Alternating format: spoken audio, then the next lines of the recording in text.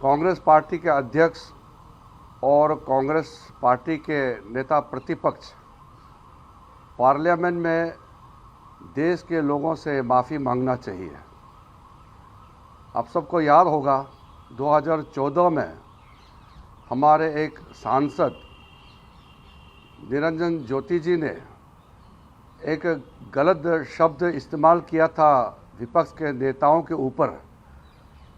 तुरंत प्रधानमंत्री जी ने उनसे पार्लियामेंट में माफ़ी मांगने के लिए कहा और उन्होंने माफ़ी मांगी थी। लोकतंत्र में भाषा किस स्तर का हो ये हम सब अच्छी तरह से समझना चाहिए। बीजेपी की ओर से, एनडीए की ओर से कभी भी किसी का नाम लेकर के किसी का माँ पिताजी को या किसी नेता को मौत से घाट उतरने के लिए कभी भी नहीं कहा। वैसे भी हम लोग जितना भी एक दूसरे के विरोधी हो फिर भी हम विश करते हैं।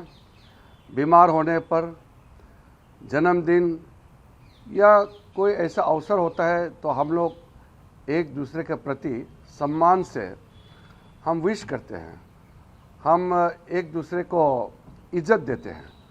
राजनीतिक लड़ाई अलग है, लोकतंत्र में राजनीति करने का अधिकार है और एक दूसरे को हम अलग अलग तरीके से क्रिटिसाइज़ करते हैं, एक दूसरे के विरोध करते हैं, लेकिन कभी भी जान से मारने के लिए कोई ना सोचता है ना बोलता है।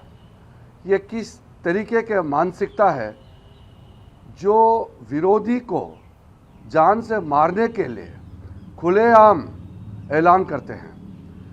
देश के प्रधानमंत्री 140 करोड़ भारत के विश्व के सबसे बड़ा लोकतंत्र भारत देश का प्रधानमंत्री आदरणीय नरेंद्र मोदी जी को दुनिया मानते हैं, देश के लोग मानते हैं, और उसमें कुछ विपक्ष के लोग प्रधानमंत्री को अगर जान से मारने के लिए कहता है तो ये बहुत ही दुखद और अफसोस की बात है। सिर्फ खंडन करने से नहीं होगा। पार्लियामेंट में कांग्रेस अध्यक्ष और कांग्रेस के नेता प्रतिपक्ष माफ़ी मांगना चाहिए, देश से माफ़ी मांगना चाहिए पार्लियामेंट के फ्लोर में। मैं समझता हूँ कि अगर इंसानियत नाम का कोई चीज़ है और कांग्रेस पार्टी में देश के लिए, समाज के लिए थोड़ा भी अगर सोचने का, सम्मान देने का अगर विचार है तो विलंब नहीं करना चाहिए। तुरंत देशवासियों से पार्लियामेंट के फ्लोर से माफ़ी मांगना चाहिए। तब जा कर के हम समझेंगे कि गलती हुई है और कांग्रेस पार्टी ने गलती माना है। जो चर्चा हो चुके हैं, पार्लियामेंट में बहस होते हैं, हम हर मुद्दे के लिए चर्चा के लिए तैयार रहते हैं, और पार्लियामेंट से भाग जाना और प्रधानमंत्री जी को गाली देना ये सभ्य समाज में बिल्कुल शोभा नहीं देता है। मैं फिर से कहना चाहता हूँ, कांग्रेस अध्यक्ष और कांग्रेस के नेता प्रतिपक्ष दोनों लोकसभा राज्यसभा में देशवासियों से माफ़ी मांगना चाहिए और कभी भी भविष्य में एक दूसरे के प्रति और विशेष करके नेताओं के प्रति इस तरह का भाव नहीं रखना चाहिए।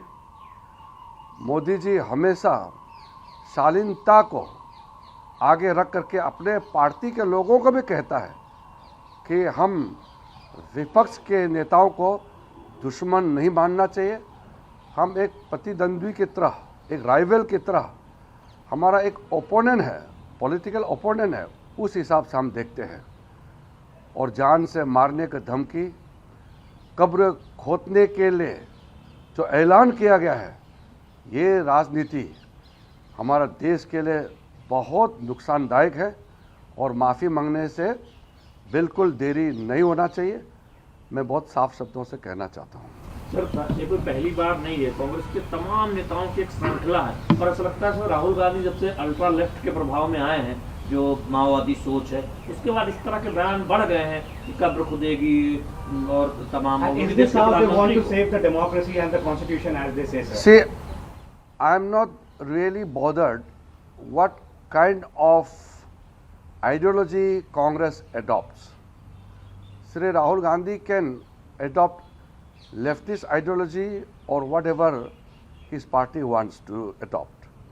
But we are working for the country, and to openly declare in the Congress rally to take the life of Honorable Prime Minister, to dig the grave of Modi ji, it is the most unfortunate thing we have seen in the political history of India.